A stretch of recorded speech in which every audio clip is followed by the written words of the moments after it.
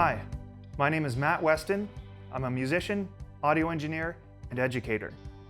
I teach communications technology, including an emphasis course in radio, audio, and sound production. Welcome to my classroom at Stratford District Secondary School in Stratford, Ontario, Canada. I don't know what it is. She's gone again, she's running. She left me with one kiss. At SDSS, we have a thriving ComTech program with emphasis courses in film, photography, animation, and as mentioned already, audio. In the audio course, we study microphones, recording techniques, signal processing, Foley, sound design, podcasts, music production, live sound, careers in the industry, and more. But when the pandemic forced us into remote learning, we had to find a way to do without the school studio. So, welcome to my home studio and my base of operations for teaching remotely during the pandemic.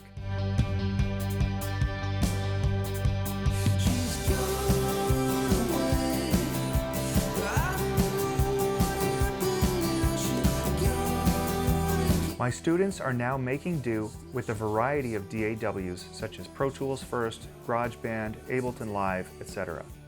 Although there isn't consistency with the DAW they're using, there is consistency with the concept of signal processing. I decided to start the course the way EMI, or Abbey Road, would approach training their newest hires back in the golden age of recording. So we started with signal processing, beginning with EQ and compression, with the goal to learn some fundamentals for mastering. We also looked back into the history of the processors and how they came to be. After working with stereo audio files and learning about delivery formats, we worked our way into more complex signal processing in the context of mixing multi-track audio.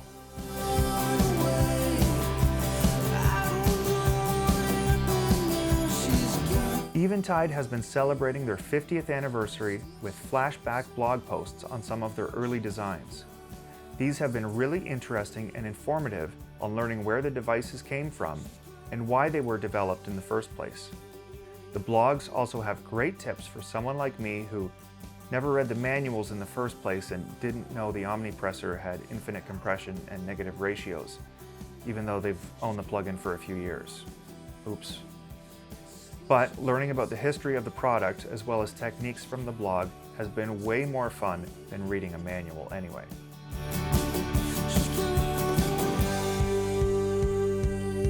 Eventide has always thought differently about signal processing, and it is really enriching to demonstrate their history and effects to students in order to expand on what they didn't know was even possible with sound.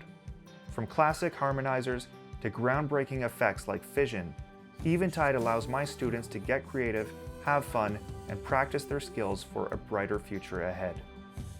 I'm Matt Weston. Thanks for listening.